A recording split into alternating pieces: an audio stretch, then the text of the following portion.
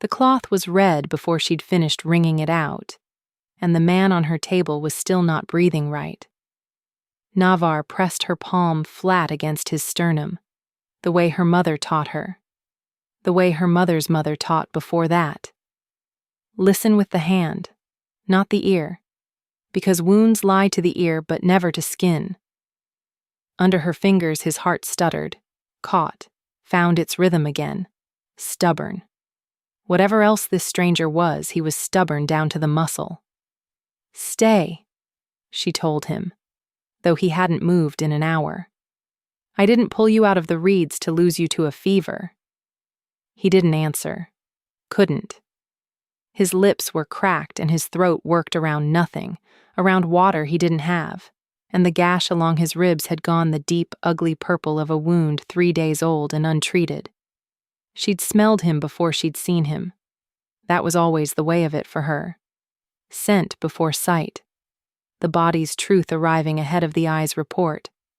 And what she'd smelled in the reeds had stopped her cold on the riverbank with her basket of marsh mint still hanging from her hand. Not the smell of an ordinary man. Not even the smell of an ordinary wolf. Underneath the blood and the rot of infection, underneath 3 days of fever sweat, there had been something else. Something that didn't belong in marsh country at all. A smell like cold iron and high cliffs and snow that never melted. A smell with weight to it, the way a held breath has weight. She didn't have a word for it then. She only knew her own wolf had gone very still inside her chest, ears pricked, hackles rising without permission, some old instinct whispering, "Careful, careful. This one is not what he seems." She'd carried him home anyway. Of course she had. That was the whole of what she was. The girl who couldn't walk past a hurt thing, not a bird with a broken wing, not a stranger bleeding into reeds 3 rivers from anywhere a man like him should be. Now his eyes opened. Not all the way. Fever held the lids half-shuttered, glassy, but enough that she felt the weight of his stare land on her face like a hand. Pale eyes. Gray, or gold, or some color that hadn't decided yet, ringed in lashes too dark for a man who'd clearly spent his life in the sun. He looked at her the way wolves look at fire, helpless toward it, hungry for it, half certain it would burn him. "Who?" His voice broke on the single syllable. He tried again. "Where?" "Safe," she said. "For now." "Pack?" "Mine." She wrung the cloth again, laid it cool against his collarbone, watched his throat move as he swallowed around the relief of it. "You're in Marin's Hollow. Border pack. You won't have heard of it. Nobody has. That's rather the point." His mouth curved. Barely.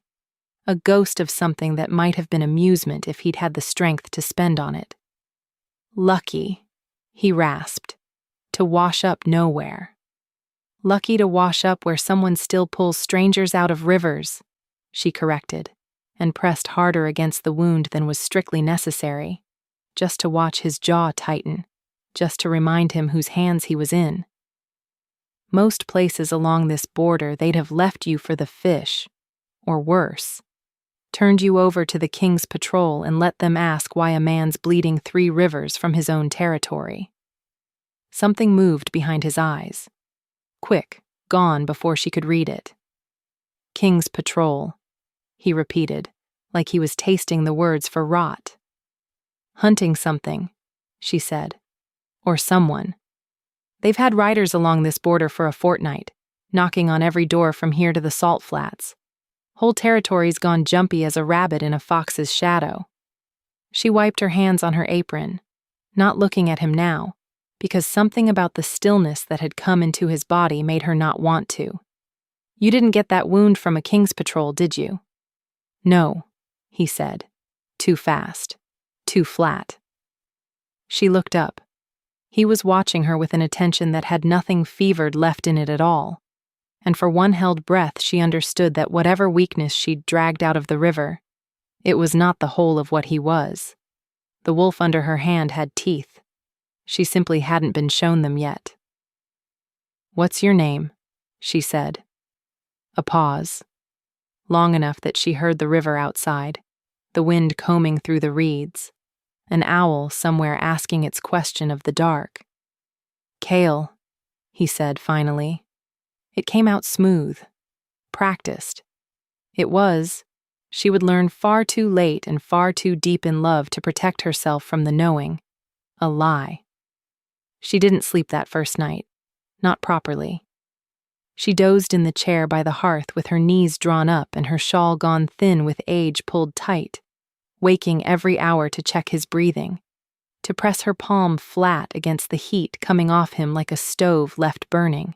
By dawn, the fever had broken enough that he slept the deep black sleep of a body repairing itself, and she allowed herself, finally, to look at him properly.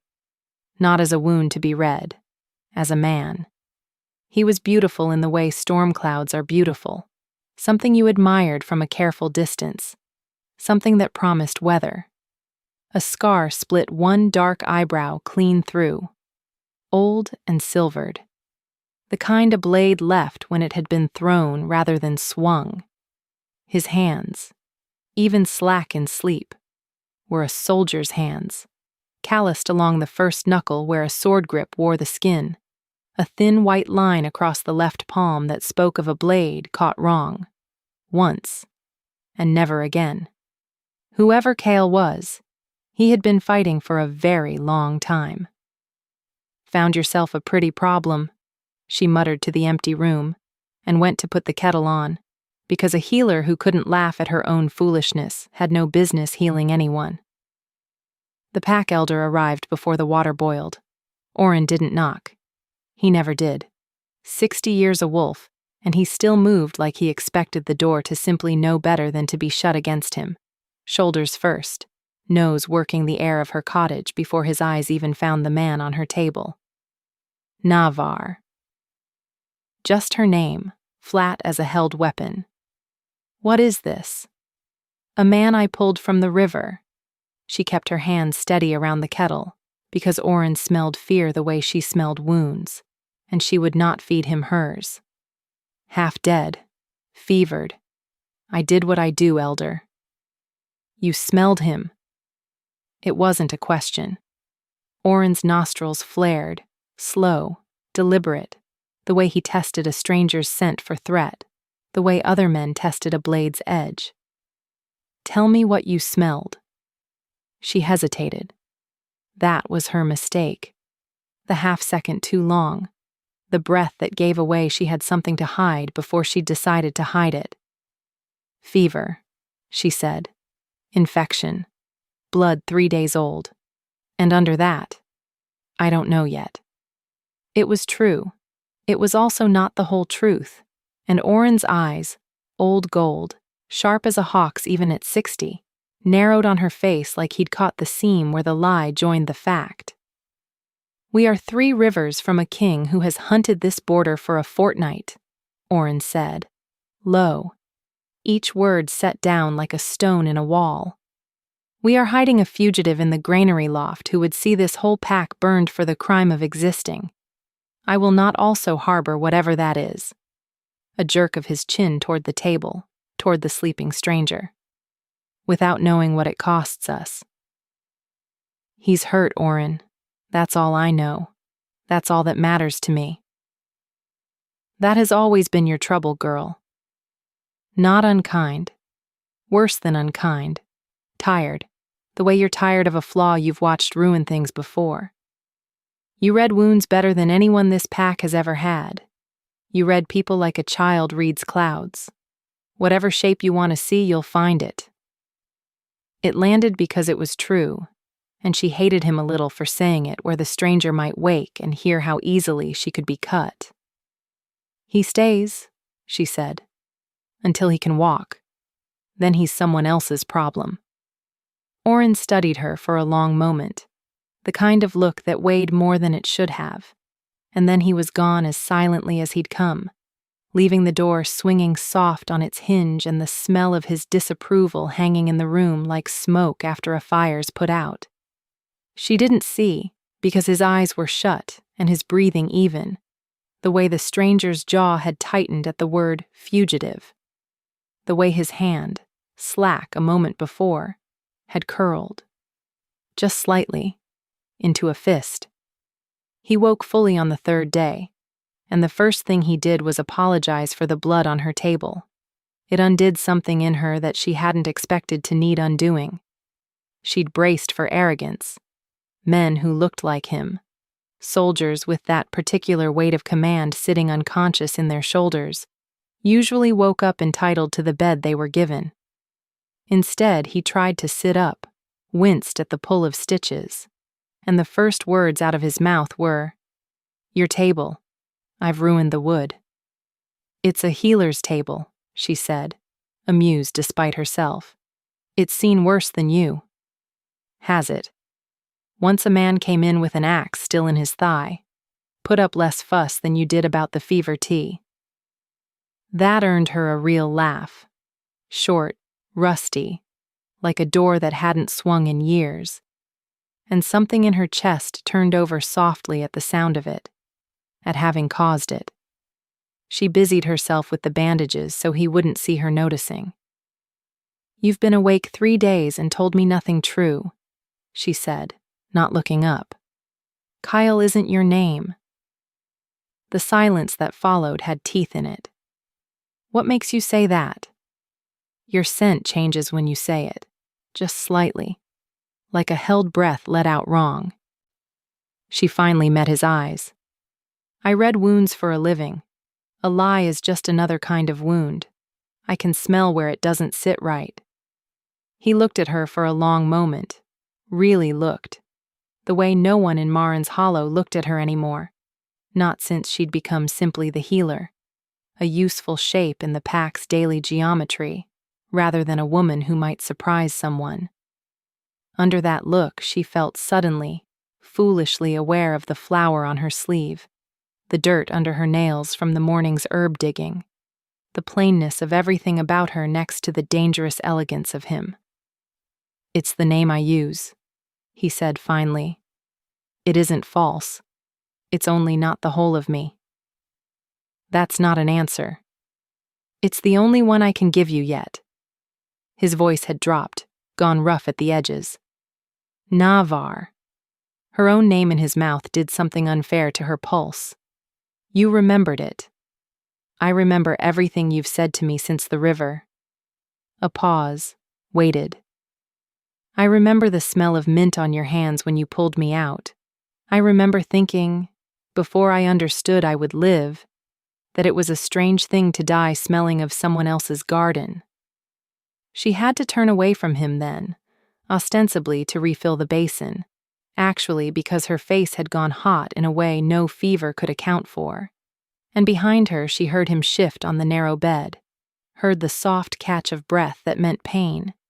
And underneath the pain, fainter but there, unmistakable to a nose trained on truths bodies couldn't help confessing, something that smelled like wanting. She knew that scent.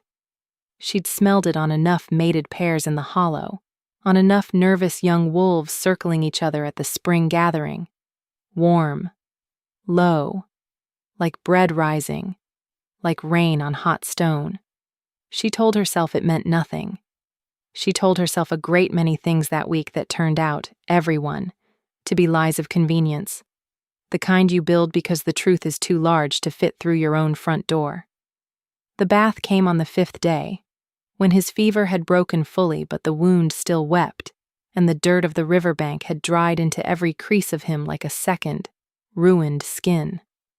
"You can't reach your own back," she said, businesslike, setting the basin of warmed water on the stool beside him. "And infection doesn't care that you're shy about it." "I'm not shy." A flicker of that dry amusement. "I'm wary of what you'll find funny. Try me." He didn't. Not in words. Just let her peel the shirt from his shoulders. Let her see for the first time the full architecture of what the river had nearly taken. Scars layered over scars. Old white lines crossed by newer pink ones. A brand of some kind low on his ribs that he turned, subtly, away from her reading hand. She let that one go. Everyone kept one door locked. She, of all people, understood that. The water was warm and her hands were careful, and the cloth moved over the long muscle of his back in slow circles, and neither of them spoke for a long time because there was nothing in the silence that needed filling. Only the river sound outside, the crackle of the hearth, the small private intimacy of being tended like something worth tending. "You're very quiet for a woman who reads people for sport," he said finally, voice low. And she felt the words more than heard them, a vibration under her palm where it rested flat against his shoulder blade. "I'm reading you right now." She kept her tone light, kept her hand steady though her pulse had not gotten the same instruction. "You hold your breath when something matters to you. You did it when I asked your name. You're doing it now." He turned his head. Not far.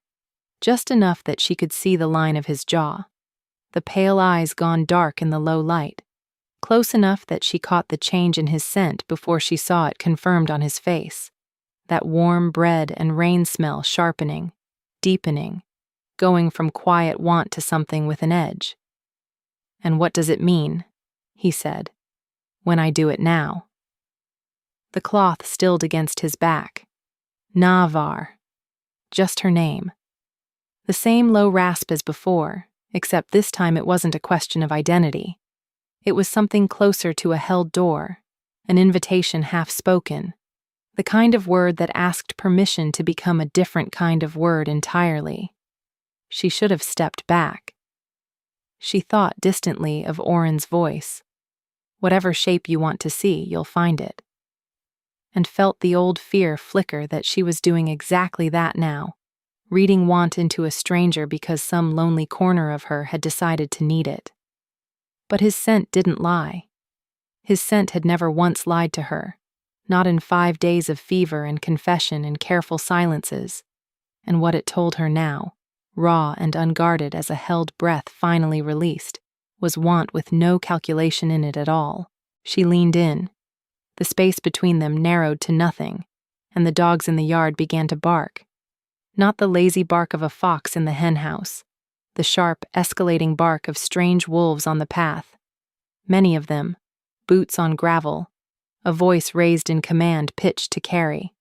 His whole body went rigid under her hand, and for one terrible heartbeat before he mastered it, she smelled something on him she hadn't smelled before. Not want, not fear exactly, but recognition.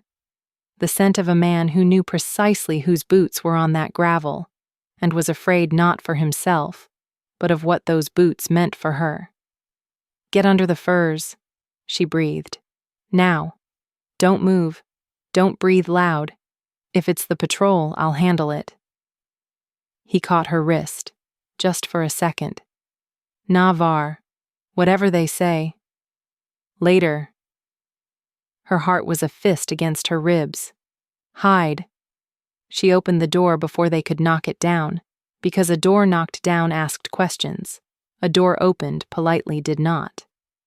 3 wolves in the king's gray stood on her step, rain starting to needle down behind them, and at their front a man with a captain's braid and a face like a closed ledger looked past her shoulder into the dim cottage with an expression that had clearly stopped being patient several cottages ago. Healer. Not a greeting, a category. "We're searching every dwelling along this border." "For what, Captain?" "A man." His eyes moved over her, quick, assessing, the particular thoroughness of someone who'd been burned before by underestimating a quiet woman in a quiet doorway. Tall, dark-haired, carries himself like he's used to being obeyed, even when he's trying to hide it. You'll know him by that, if nothing else. He doesn't know how to make himself small. Behind her, in the dark of the cottage, she heard nothing. Not a creak, not a breath. Whatever the man under her furs was, he had gone utterly, professionally still, and something cold moved through her at how easily he'd done it, like a man who had hidden from search parties before. "I've had no visitors," she said, "but a sick old man with a fever who wouldn't know his own name some days." It wasn't quite a lie. It sat close enough to true that her scent, she hoped, would not betray her the way she so easily read betrayal in others. The captain's nostrils flared, testing the air the way Orin had, and her stomach dropped through the floor, because of course, a king's man would be trained the same way her own pack trained, scent before sight, truth before words. "Smells like fever tea in here," he said slowly, "and blood, old blood. I'm a healer." She lifted her chin. "It generally smells like blood." He held her eyes a beat too long. Then, behind him, one of the other wolves spoke up, low and urgent. "Captain, Wren's just signaled from the south path. Says he's got a scent trail leading toward the salt flats." The captain's attention snapped away from her like a hook pulled clean from water. "Move," he said, already turning. Then, back over his shoulder, almost an afterthought. "If you find him, healer, you send word. The king wants this man returned. Alive, if it can be managed. He matters more than you understand." The door shut. Boots receded into rain. Navar stood with her back against the wood, breathing like she'd run the whole border herself, and didn't move until the sound of horses had faded entirely into the wet dark. Only then did she go to the furs, and pull them back, and find him sitting upright, sword-calloused hands gripping the edge of the bed like he was holding himself in place by force. "You knew them," she said. Not a question. His silence was its own kind of confession. "You knew exactly who that captain was." Her voice had gone very quiet, the quiet that came before her temper. The one Orin always said sounded like ice before it cracked. "And he said the king wants you alive, not the fugitive, not the man we're hunting. He said you. Navar.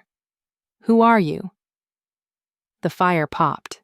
Somewhere outside, the last of the patrol's hoofbeats died into rain sound, and the man on her bed, finally, after 5 days of careful half-truths, closed his eyes like a man bracing for a wound he'd been postponing. "My name," he said, "is not Kale." He told her in pieces, the way confession always comes when the whole truth is too heavy to lift at once. His name was Kadric. He did not say the rest of it that first night. Not the title that went after it. Not the weight that title carried in every territory 3 rivers wide. But he told her enough. That he'd been riding the border alone, scouting ahead of his own patrol, when renegade wolves from a rival border pack had ambushed him for the price his crest would fetch. That he'd fought free and run, and the river had nearly finished what the ambush started. That his men were searching for him now not as hunters searching for prey, but as soldiers searching for something they could not afford to lose. What he did not say, what Navar, lying rigid and awake on her side of the small bed they now, out of necessity and a thin pretense of practicality, shared, did not yet know to ask, was the rest of the shape of him. That the patrol combing this border for a fortnight had not begun as a search for a missing king at all. It had begun as a hunt for a fugitive harbored by a renegade pack. That the king doing the hunting and the man bleeding on her table were the same man, and that the fortnight of doors knocked on, the fortnight of jumpy nerves and frightened pack members and Orin's growing fury, had all been in service of a crown that was, at this very moment, lying 3 feet from her, in borrowed darkness. She did not know it yet, but the listener does now, and that gap, the king hunting the very door he hides behind, would not stay shut for long. "Why does it matter so much?" she asked instead, into the dark. "That your own men find you alive?" A long pause. "Because if I'm dead," he said finally, "someone else takes the crown I carry, and the men who'd take it are not kind to border packs that can't pay their tithes. Not kind to Pax who've ever been suspected of hiding things they shouldn't. His voice had gone low, careful. There are people in this world, Navar, who survive because of who currently sits where I sit. If I disappear, that survival disappears with me. That's not an answer. That's a riddle. It's the truest thing I can give you tonight. She turned onto her side, studying the dark shape of his profile, the scar through his eyebrow catching what little firelight remained. You're someone important, she said slowly. Important enough that a king's patrol tears apart a border searching for you, instead of just for some fugitive in a granary loft. His whole body went still in a way she was beginning to recognize. The particular stillness of a man choosing, very carefully, what not to say. I've made enemies, he said. In high places. That's closer to truth than you know. It was, in fact, the closest thing to a true sentence he had said since the river. She did not know that yet either. She only knew that something in his voice when he said it sounded less like a lie and more like a man standing at the edge of a confession he wasn't brave enough to finish. She let it go. That was her flaw. The one Oren had named without mercy days before. She wanted so badly to see the good shape in a wounded thing that she stopped asking the questions that might reveal the bad one. She told herself she was being patient. She was, in truth, simply afraid of what answer might end this. Sleep, she said instead, softer than she meant to. Whoever you are, you're safe here tonight. In the dark, she didn't see his jaw tighten with the shame of letting her believe that so completely. The days that followed had a rhythm to them that felt, dangerously, like a life. He healed faster than any man she'd treated, which she told herself was simply good constitution, and did not examine further. He learned the names of her herbs without being taught twice. Willow bark for fever, marsh mint for nausea. The bitter yellow root she kept locked separate from the rest because it was poison in anything but the smallest doses. He learned, too, the small private rituals of her days, the way she hummed without noticing when she ground herbs, the way she always fed the crows on the windowsill before she fed herself, the way she flinched just slightly whenever someone praised her work too directly, like praise was a blow she hadn't braced for. You don't believe you're good at this, he said one evening, watching her stitch a careful seam into a torn shirt. His, the one ruined in the river. I've watched you work for a week. You're extraordinary. And every time someone says so, you look like you've been caught at something. Healers in border packs don't get told they're extraordinary. She kept her eyes on the stitching. We get told we're useful. There's a difference. There shouldn't be. There is, in a world that only values what feeds it. She looked up, and something in her face had gone briefly, unguardedly honest. I read wounds. I don't have a mate bond. I don't have a title. I don't have land or a war record. I have a nose for sickness and a steady hand. That's the whole of what I'm worth to most people who look at me. It isn't the whole of what you're worth to me. The words landed soft, but they landed hard, the way a stone dropped into still water sends rings out further than the stone itself. She didn't answer. She didn't trust her own voice not to shake. He reached out instead and tucked a loose strand of hair behind her ear. The kind of touch that asked nothing and promised everything. His calloused fingers careful as if she were something that might bruise. Her breath caught. His jaw worked, the muscle flexing once, the visible cost of restraint. Kadric, she said, testing the name in her mouth for the first time, feeling the shape of it settle somewhere it had no business settling. Tell me the rest. Not the riddle, the truth. Soon. His thumb traced the curve of her cheekbone, slow, like a man memorizing something he feared losing. I swear it to you, Navar. Soon. It was, she would learn, both a true promise and a coward's postponement, and he knew the cost of it even as he made it. The almost came again 2 nights later, and this time nothing knocked at the door to interrupt it. Something worse did. They were close on the narrow bed, her head near his shoulder, his hand resting at the curve of her waist with a carefulness that had stopped being about the wound days ago. His scent had thickened around her the way it did now whenever they were near. Warm bread, rain on stone, something darker underneath that she was beginning to recognize as a wolf's restraint stretched thin. Navar. Just her name, low and rough, his mouth a breath from her temple. I need to tell you something, before this goes further, before I... A knock at the door. Not soldier's boots this time. Softer, frantic, a fist pounding with the panic of someone who'd run the whole way here. Navar was up and across the room before she'd finished thinking, because that knock meant someone hurt, someone dying, someone who needed her hands more than her heart right now. She opened the door to find Tessa, one of the young pack mothers, white-faced and breathless. It's the fugitive, Tessa gasped. In the granary. Fever's spiked, he's seizing. Oren sent me. Go, Navar said over her shoulder, already reaching for her healer's bag, not seeing, because she was already moving, already half out the door into the cold. The look that crossed Kedrick's face at the word fugitive. Recognition. Dread. The look of a man realizing the thread he'd been avoiding had just been pulled taut without his permission. She ran the half-mile to the granary in the dark with her bag slapping against her hip, and what she found in that loft, by lantern light, with Oren's furious eyes locked on her the whole time she worked, would crack the careful world she'd built around her stranger clean down the middle. The fugitive in the loft was a young wolf named Reese, barely 20, fever-bright and shaking.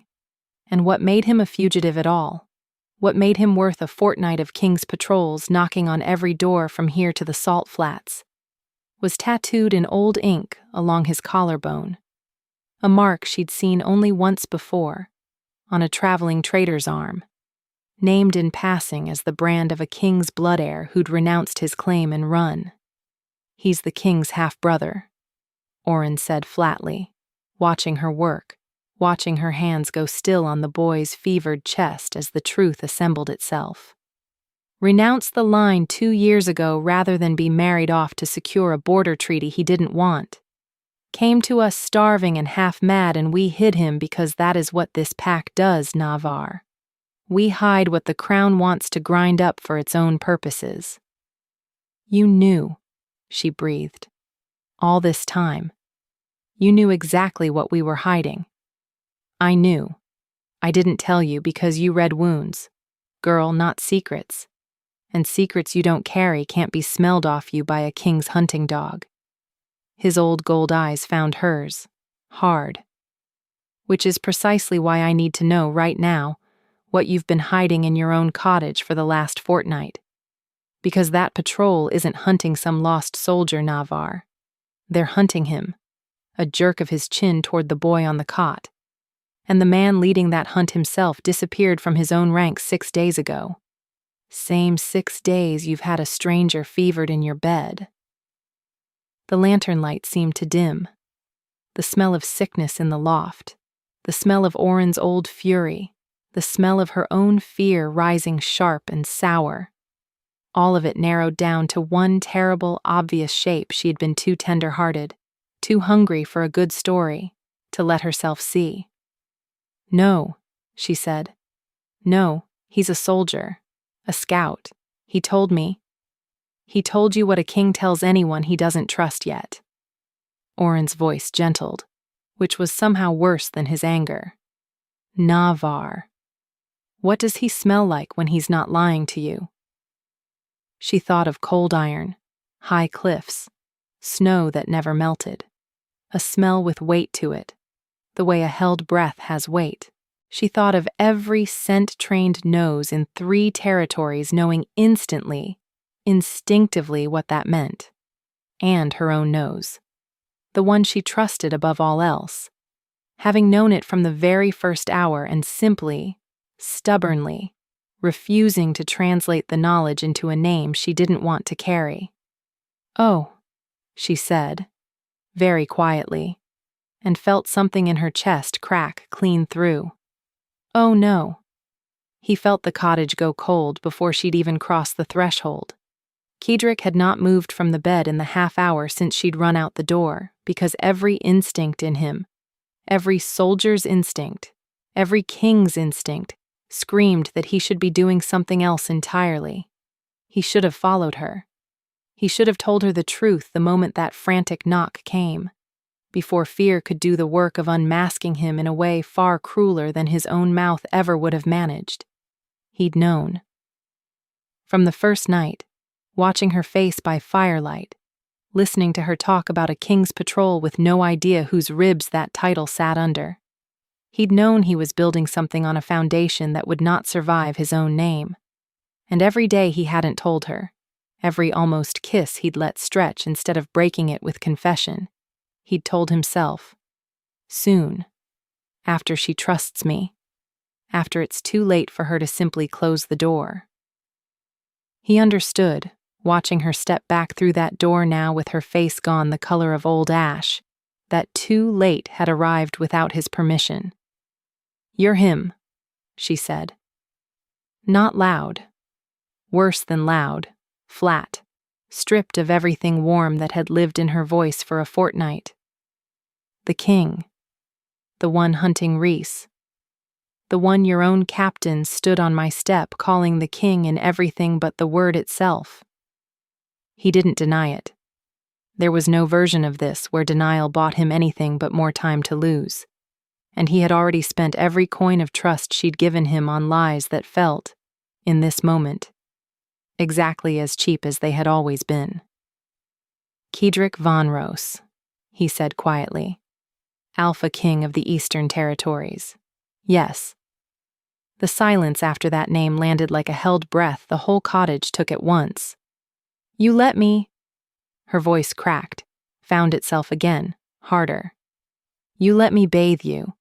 You let me believe you were just a soldier, just a man, while your own patrol tore apart every door in this border looking for the boy I've been hiding in my own pack's granary.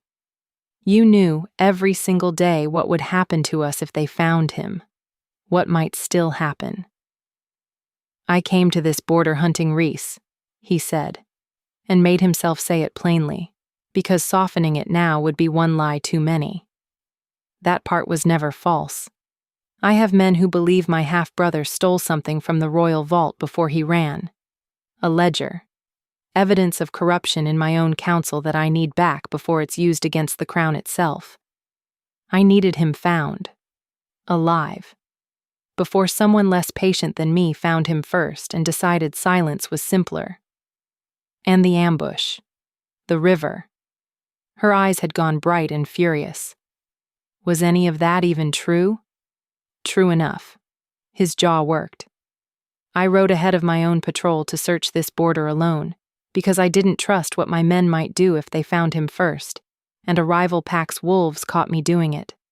The rest, the fever, the wound, you pulling me out of those reeds, none of that was a lie, Navar. I have lied to you about who. I never once lied to you about what I felt. How would I know the difference? She said, and the words came out raw. When everything I trusted to tell me the difference was wrong about you from the very first hour. That landed harder than any blow he'd taken in the river. He watched her chest rise and fall too fast, watched her hands curl at her sides, and understood with a cold, sinking certainty that he had done the one thing in this entire fortnight he could not undo with charm or patience or even truth. Finally, however late, he had made the woman who read the world through scent doubt her own nose. Your captain is still out there, she said, stepping back from him, putting the width of the small room between them like a wall. Still hunting this border. For you, and now. Her breath caught. Now for Reese, too, the moment anyone connects the two. You brought this down on us, Kadrick. You brought a king's hunt to my door, and you let me fall for the man wearing it as a disguise. Navar, get out of my bed, she said, and her voice didn't break this time. It went flat and final, the voice of a healer closing a door on a wound she'd decided not to treat. I'll bandage what's left to bandage in the morning. Tonight I can't look at you. He didn't argue. That surprised her more than anything else that terrible night. That the man with a crown's worth of command in his shoulders simply rose, gathered the thin blanket, and went to sit by the cold hearth without another word, leaving her the bed she no longer wanted to sleep in alone. She lay awake until gray light crawled under the door, replaying every kindness of the past fortnight, and trying to decide which ones had been real and which had been calculated, and arriving, infuriatingly, at the same answer every single time. She could not tell. Her nose, the one gift she'd trusted above all words, had read want on him 100 times in a week and never once been wrong about that. Only about what shape the want belonged to. She found him at dawn still sitting by the cold ashes, eyes open, staring at nothing. "Why didn't you just tell me?" she said, quieter now. The fury banked down to something more like grief. That first week, before any of this had time to grow roots. "Because the first time you looked at me," he said, not turning, "you looked at me like a wound worth saving, not a crown worth using, not a title worth fearing or flattering." His voice had gone rough in a way she hadn't heard from him before, not the rasp of fever, something older. "Do you understand how long it's been since anyone looked at me and saw only a man? I am surrounded every day of my life by people calculating what my crown can do for them. You looked at my ribs and asked if they hurt." A breath. "I was selfish enough to want one more day of that before I gave you a reason to stop." It was, against every instinct telling her to stay angry. Exactly the kind of honesty that cracked something open in her chest. She had spent a fortnight learning to read this man's body for truths his mouth wouldn't give freely. This, the rawness in his shoulders, the way his hands had gone still in his lap, like a man confessing something that cost more than the words themselves. This was not performance. This was a king with the crown stripped off, finally, all the way down to the wound underneath. "That doesn't fix what happens now," she said, but softer. "Your captain is still out there. Reese is still fevered in that loft. And the moment anyone connects a missing king to a border pack 3 rivers east, this whole village becomes a problem your crown has to solve. I know. What does solving usually look like for a king?" His silence answered before his words did, and what his words finally offered wasn't comfort. "It has looked in the past," he said carefully, "like packs burned for treason. I won't pretend my predecessors were gentle with border folk who hid fugitives from the crown." He looked up at her then, and the pale eyes held something she hadn't seen in them before. Not command, not even tenderness exactly. Something closer to fear. "I am asking you to trust that I am not my predecessors. I have very little proof to offer you beyond the fortnight you've already spent reading my scent for lies and finding none, until this one." "That's not nothing," she admitted, against her own better judgment. "But it isn't enough. Not yet." "Then let me earn the rest," he said. "Starting now, before my own men find this cottage." The fugitive in the granary loft did not improve with the dawn, and that, more than any apology, was what finally put Navar and the king back in the same room with purpose instead of grief. Reese's fever had broken into something darker. The wound at his side, she discovered when she finally got proper light on it, had been poorly stitched weeks ago by someone without her training, and infection had crept in along threads that should have been pulled and burned out long since. He would not survive another night untreated. And Oren, pacing the loft like a caged thing, had made his position plain the moment Kadric followed her through the granary door. You. Oren's whole body had gone rigid, hackles rising under his shirt, every line of him a wolf one breath from shifting and tearing. I should kill you where you stand, king of the Eastern Territories, hunting my pack's door for a fortnight, and Navar's been bathing you. Oren, Navar started. He let your own captain stand on her step and lie to her face. Oren's voice had gone to a register that made the hair on Navar's arms rise. The voice he used rarely, when he meant every word as a threat and not a warning. I have buried 3 pack members this border has lost to Crown patrols in my lifetime, girl. I do not forgive crowns easily, and I will not forgive this one simply because he's pretty and wounded, and has apparently learned to apologize. I'm not asking forgiveness, Kadric said, and something in his tone had shifted. Not pleading, not commanding either. Steady. I'm asking for the chance to fix what my crown's reputation made you assume the moment you learned my name. Your boy in that bed is dying of an infection, not a fugitive's crime. Let me help her save him first.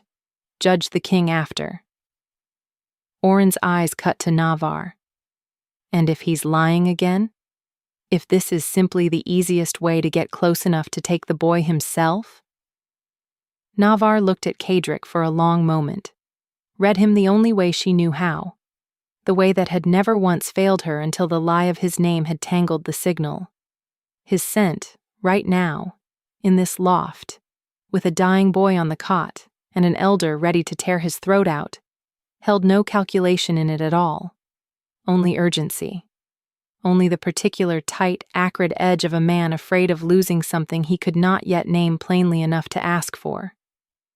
He's not lying about this, she said. Whatever else he's lied about, he wants Rhys alive. Then he can prove it with his hands, Oren said, not his crown, and shoved a roll of clean bandages at Kadric's chest hard enough to rock him back a step. They worked through the morning side by side, her directing, his hands steady and obedient under her instruction in a way that surprised her.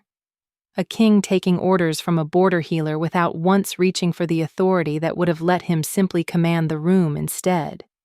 He held the boy down through the worst of the wound cleaning.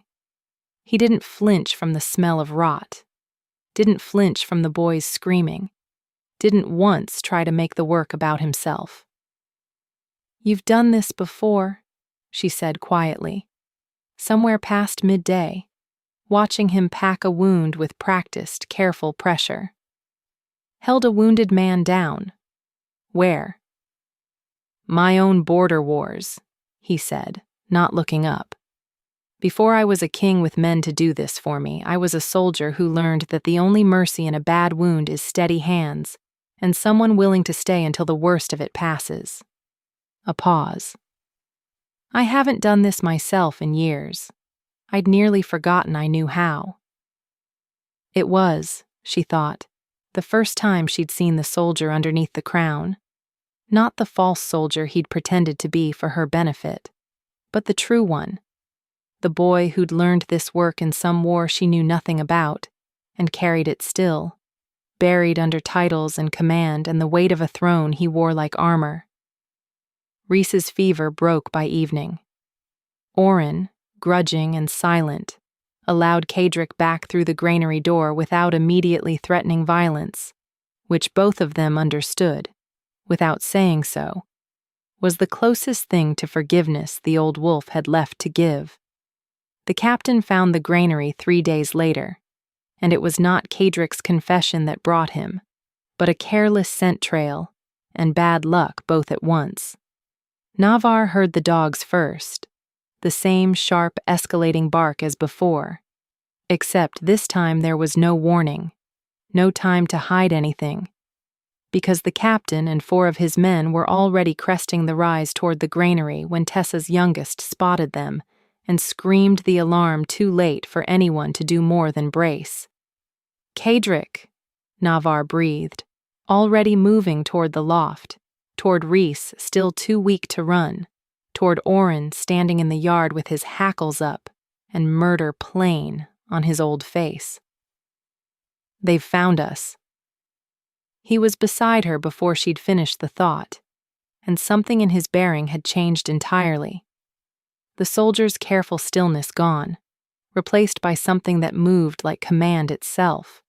Shoulders set, chin lifted, every line of him suddenly, unmistakably king. "Let me handle this," he said. "How? By telling them the truth? They'll take Reese the moment they know who he is. They already know who he is." His jaw had gone tight. "That's not the question that matters anymore, Navarre. The question is whether they take him as a fugitive to be punished, or as a king's brother under the king's own protection. And that," he said, already walking toward the yard, toward his own captain's narrowing eyes, "is a decision only I can make stand." She followed him out, heart hammering, and watched the captain's face go through 3 distinct stages in the space of 4 seconds. Confusion, recognition, and then something that looked almost like relief cracking through the soldier's discipline. "Your Majesty." The captain's voice had gone rough. "We thought, 6 days, we thought you were—" "I'm aware of what you thought, Wren." Cadrick's voice carried across the yard, low and absolutely certain. A king's voice in a body that had spent a fortnight pretending it had never learned to use one. "I was injured. I was cared for. I am, as you can plainly see, alive." Wren's eyes moved past him, to Navarre, to Oren, to the granary door where Reese stood now, pale and unsteady but upright, leaning on the frame. "Your brother," Wren said carefully, "is the fugitive we've spent a fortnight hunting, sire. My orders were given by me before I understood the whole shape of why he ran." Cadrick did not raise his voice. He didn't need to. The yard had gone utterly still around him, every wolf present feeling the particular weight of a king choosing in real time what kind of king he intended to be. "My orders are changed. Reese is not a fugitive. He is my brother, returned to his own family's protection, and the ledger he carries will be examined by my own hand, not buried by whatever council members are most afraid of what it contains. Sire, the council will answer to me," Cadrick said, "the same as they always have." Navarre watched him in that moment and understood, with a clarity that ached, that this was the man underneath everything, not the soldier, not the patient stranger in her bed, but a king willing to spend his own authority, in front of his own men, to protect a frightened boy, and the pack that had sheltered him. It should have eased something in her. It mostly just made the loss of him ache worse, because she could see, with terrible clarity, exactly how much there was to love and exactly how impossible loving it might still prove to be. "And the pack that hid him?" Wren asked, careful now, watching his king's face for the answer that would determine whether this border survived the next hour intact. "Marin's Hollow. They've harbored a fugitive from Crown Justice for 2 years, sire. There are laws," Cadrick agreed. "And there is also a king's discretion, which I am exercising now, in full view of my own men, so that none of you mistake my meaning later." His eyes found Navarre's across the yard, held there, deliberate, unmistakable. This pack acted to protect an innocent man wrongly hunted. They will not be punished for mercy I would have asked of them myself, had I known the truth sooner. It was not, Navarre understood, the end of the danger. Council members who'd hoped to bury a damning ledger did not simply accept a king's mercy without finding some other angle to press. But it was, undeniably, a king choosing her pack's survival over the easy violence his crown could have ordered. And watching him do it, watching the captain's stiff nod of acceptance, watching Oren's old shoulders drop a fraction from their battle-ready set. She felt something in her chest crack open, that she had been holding shut since the night she'd learned his real name. It wasn't forgiveness yet, but it was the first stone laid toward a bridge she hadn't let herself believe could be rebuilt. The breathing room didn't last. 2 days after the patrol withdrew, Reese carried east under careful guard, the ledger's fate still hanging unresolved. Council intrigue Navar understood only in pieces relayed through Oren's grim mutterings. A new rider came up the border path, and this one wore not gray but deep blue. A noblewoman's colors, with an escort too fine for marsh country, and a manner that made every wolf in the Hollow's market square go quiet and watchful. "Lady Isolde," Kadric said, and something in his voice when he said the name made Navar's whole body go cold before she understood why. "Of the Western Council seats." The woman dismounted like she'd practiced the motion in mirrors, every line graceful, every gesture aware of being watched, and crossed the square directly to Kadric with the easy familiarity of someone who'd done it 100 times before. "You vanish for 6 days," Isolde said, low and intimate, "and I find you in a border bog, looking like you've taken up farming." Her hand landed on his forearm, light, possessive in the unhurried way of someone certain of her welcome. "The council's been in an uproar. I told them you'd turn up somewhere absurd." Navar, standing 20 feet away with a basket of marsh mint going forgotten in her hands, felt something ugly and unfamiliar twist low in her stomach at the easy familiarity of that touch, at the way this woman's scent, even from this distance, carried the particular confident perfume of someone who believed she had a claim worth defending. Kadric's reaction was not what Navar braced for.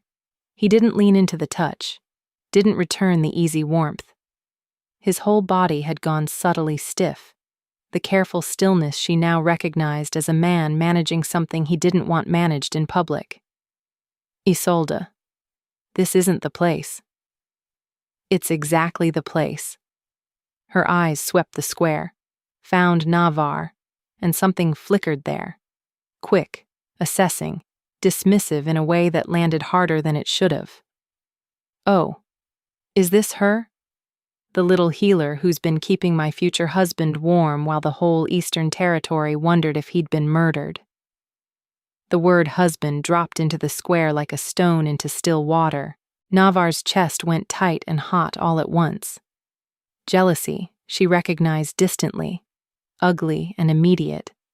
The particular ache of watching someone with a claim you hadn't known existed lay a hand on the man you'd spent a fortnight falling for.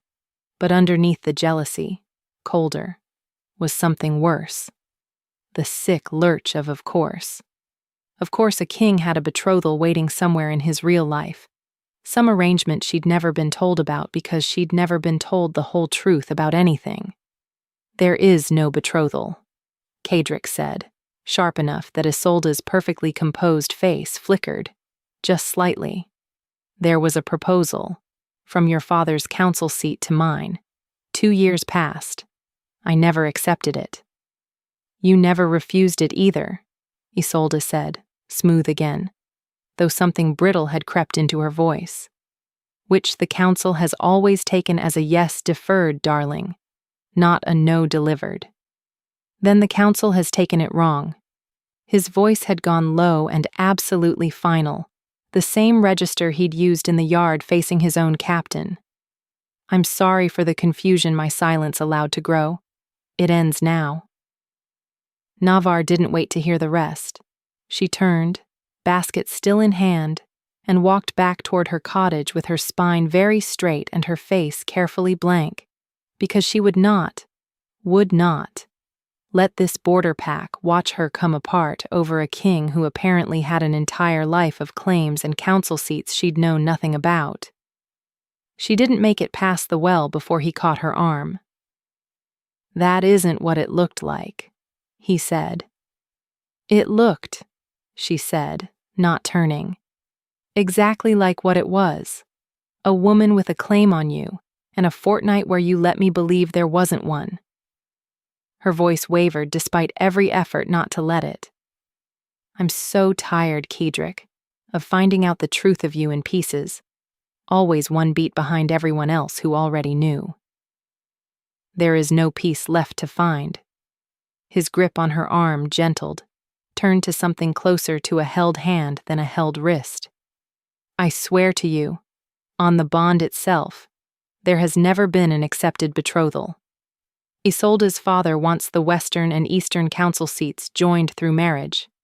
I have spent 2 years finding reasons to delay a decision I never intended to make." His voice dropped, raw. "Because somewhere in the back of my own stubborn head, Navar, I think I have been waiting, without knowing what for, until a healer pulled me out of a river and looked at my wounds like they were worth saving." She turned to face him then, breath caught somewhere high in her throat, and found his pale eyes fixed on her with an intensity that had nothing left of careful diplomacy in it at all. "That's a pretty speech," she said, unsteady. "For a king." "It's the truest thing I've said since the riverbank." His thumb traced once, gentle, along the inside of her wrist where her pulse beat too fast to hide. "I am done letting you learn who I am secondhand. The truth that finally surfaced, the one that would matter most before the end, came not from Kedrick's mouth at all, but from the bond itself. The way bonds in marsh country always eventually insisted on speaking when words kept failing to. It happened 3 nights later, in the quiet after Isolde's party had withdrawn east under a frost of unresolved tension, when Navar sat at her hearth mending the same shirt she'd mended a dozen times now, and Kedrick came to sit across from her with 2 cups of the bitter tea she favored at night. "I want to tell you something," he said. "And I want you to understand I'm not telling you because I'm afraid of losing the council seat, or my crown, or any of the things a king is supposed to be afraid of losing." He set the cups down carefully, like a man buying himself a moment. "I'm telling you because I think, somewhere in the last fortnight, my wolf decided something my mouth has been too slow to say." Her hand stilled on the mending. "When I scented you that first night," he said, "before I even understood I would live, I told you once it felt strange, dying smelling of someone else's garden. I didn't tell you the rest of what I felt." His pale eyes held hers, steady despite the visible cost of the confession. It didn't feel like a stranger's scent. It felt like recognition, like a door I hadn't known was locked finally being found. Navar's breath went thin and fast. She knew, distantly, theoretically, what he was describing. Every pack story told it the same way. The fated bond. The scent of one's truest match arriving like a name remembered rather than learned. She had never once, in 26 years, smelled it herself. She had told herself, in the lonelier corners of her own heart, that healers who spent their lives reading other people's wounds simply weren't built for that kind of luck. "Say it plainly," she said, voice barely above the fire's crackle. "Don't make me guess at a king's riddle again." "You're my mate, Navar." His voice broke, just slightly, on the words, not from doubt but from the weight of finally setting them down after carrying them silent for too long. "I knew it the first night, before I knew your name, before I understood what your scent was even telling me. I was a coward about saying it, because I knew the moment I did, you'd have every right to ask why I let you fall for a soldier's lie instead of trusting you with a king's truth from the start." She set the mending aside with hands that weren't entirely steady. "You've known," she said slowly, "this whole time. While I was furious at you for the lie of your name, you knew there was an even bigger truth underneath it, and you let me be angry about the smaller one. Yes, no defense in it, just the plain weight of the admission. Because I was afraid that if I told you everything at once, the crown, the betrothal complications, and the bond, You would have every reason to believe I was simply using the most powerful magic in this world to force your hand toward forgiving the rest. It was, infuriatingly, exactly the right fear to have had, and exactly the wrong way to have handled it. And she sat with both truths warring in her chest for a long moment before she spoke again. I need you to understand something, she said finally. A bond doesn't owe me anything. I won't be claimed by magic the way Isolde wanted to claim you by contract. If I choose you, Cedric, it will be because I chose, not because some thread of fate decided for me before I had the chance to decide for myself. That's the only way I'd want you, he said, immediate, certain. I have spent my whole reign being chosen for what I represent. I want, once, in my life, to be chosen for nothing but myself. The fire popped low between them. Outside, an owl asked its question of the dark, and somewhere past the marsh, the three rivers ran on toward a king's territory that no longer felt, to either of them, like the only place that mattered. Then earn it, she said softly. All the way. No more pieces. He nearly lost her anyway, 3 days later, through nothing but his own oldest wound. It came from Orin, in the end. Not out of malice, but out of the elder's stubborn need to test a king's worth all the way down to the bone before he'd let the man near Navarre's heart without one final reckoning. Tell her, Orin said, blocking Cedric's path on the river road, voice pitched low enough that only the two of them and the listening reeds would hear it. About the brand on your ribs, the one you turned away from her hand that first bath, like a man hiding a sin he's not ready to confess. Cedric's whole body went rigid. That's not your truth to demand, Elder.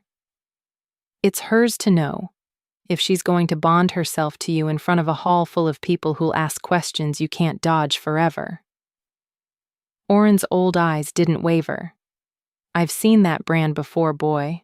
On a man who burned a border pact to the ground 30 years ago for the crime of hiding his own father's enemies. I know whose mark that is. The breath went out of Cedric like he'd been struck. Navarre found him an hour later, sitting alone at the river's edge where she'd first pulled him from the reeds, his shirt off despite the cold. One hand pressed flat against the brand on his ribs like he could press it out of existence through will alone. Cedric. He didn't startle. He'd known she would come, she realized.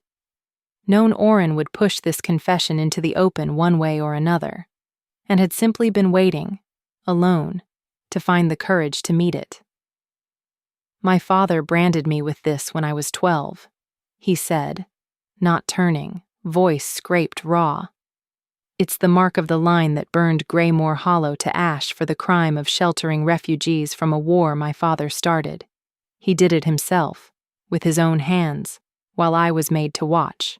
To learn, he said, what a king does when mercy threatens the throne's authority. His shoulders had gone tight as a drawn bowstring.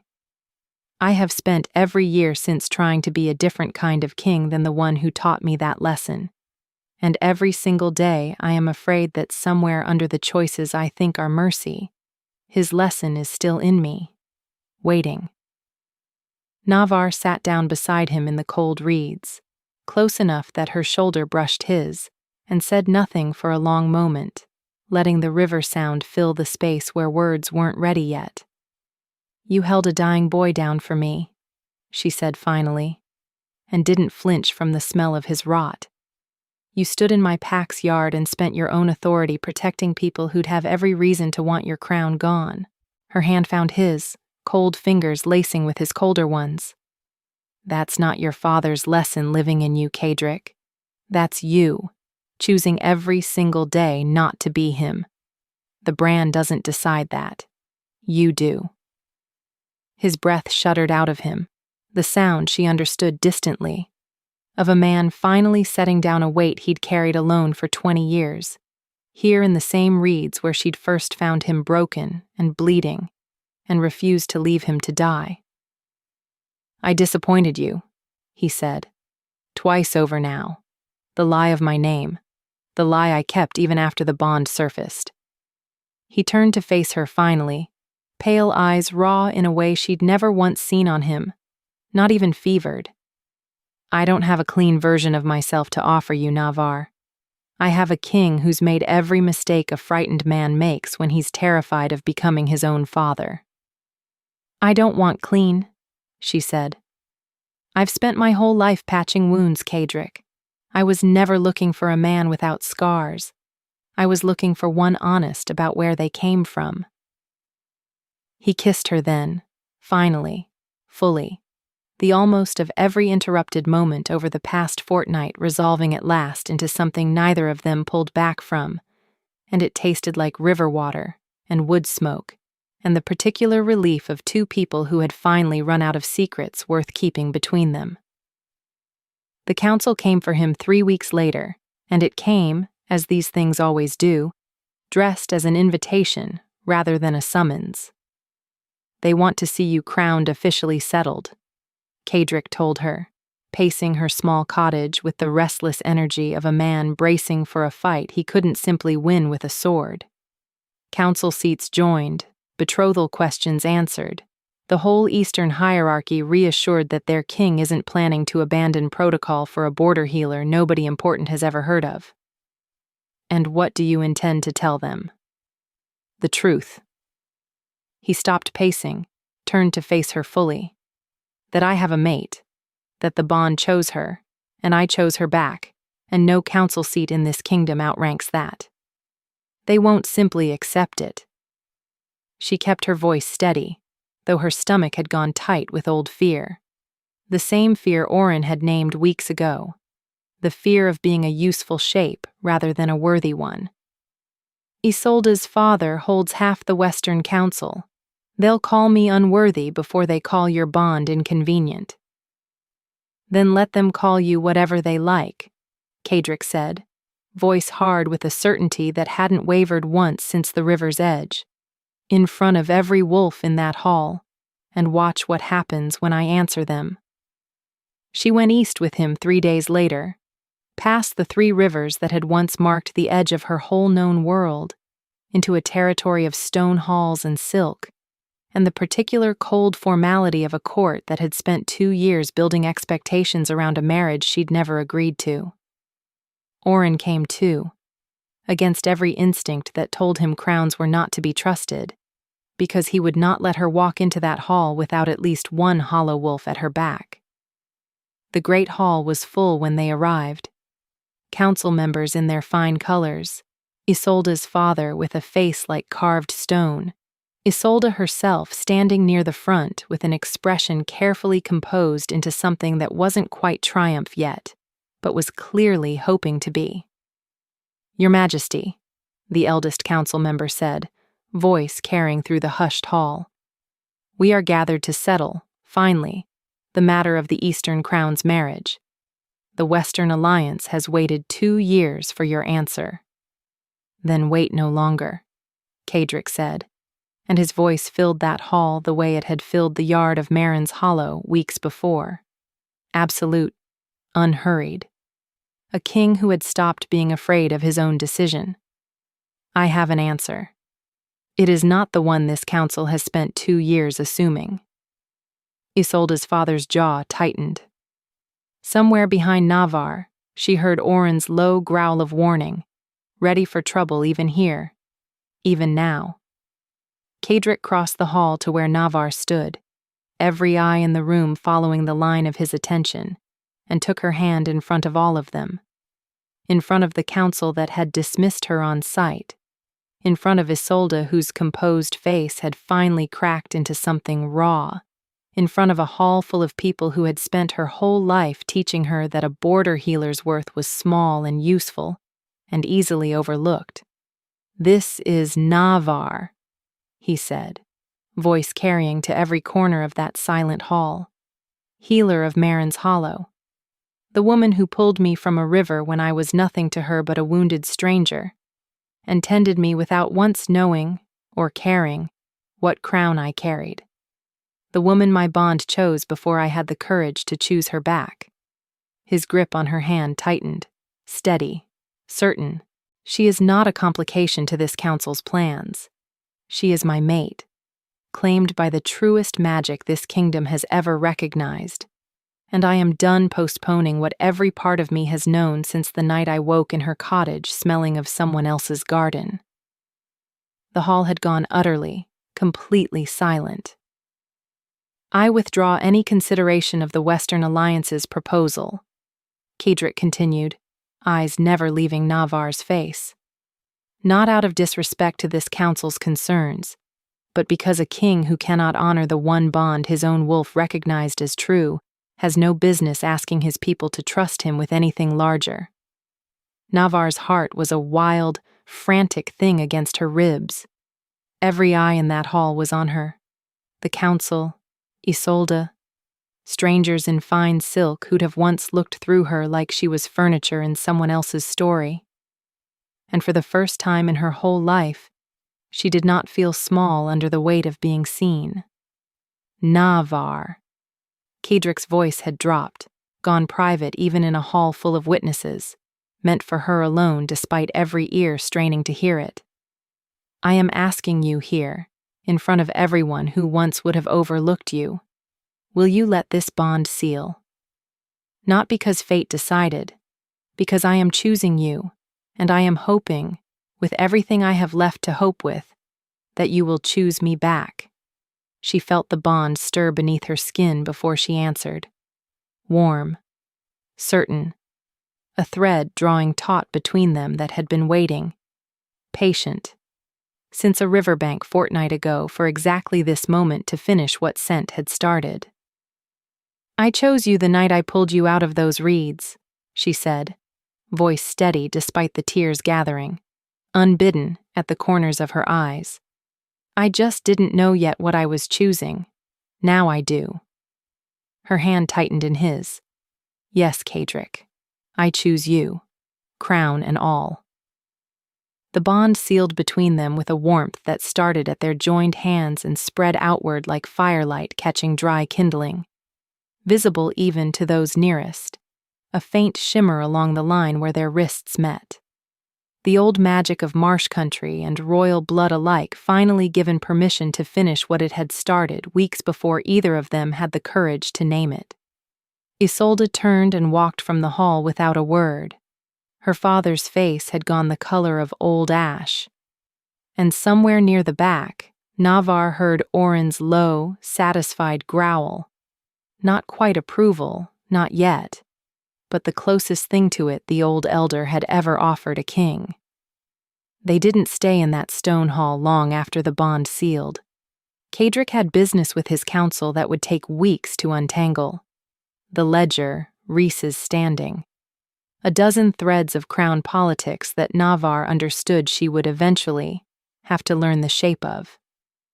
But that night, he took her back along the river road toward Marin's Hollow, simply because she asked it, because some part of both of them needed, after everything, to stand once more at the place where this had started.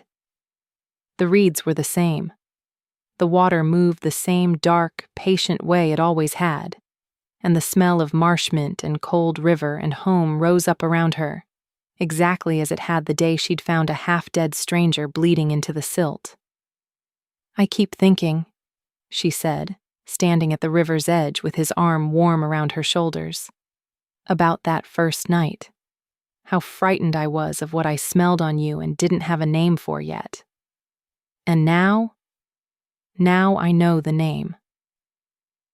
She turned into him, pressed her face against the steady warmth of his chest, breathed in the scent that had once meant cold iron and high cliffs and danger, and now meant simply, entirely, home. Cold iron and snow that never melts, king's scent. I just didn't know, that first night it would end up smelling like the rest of my life. He laughed. That same rusty, real laugh, rarer now only because she'd learned to treasure each one rather than because it had grown scarce, and pressed a kiss into her hair. For what it's worth, he murmured.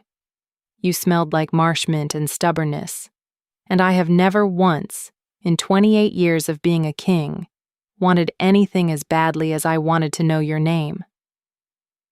Behind them, faint on the wind, came the sound of Marin's Hollow settling into evening. Dogs barking at nothing, the creak of Oren's old gate, someone's laughter carrying across the water.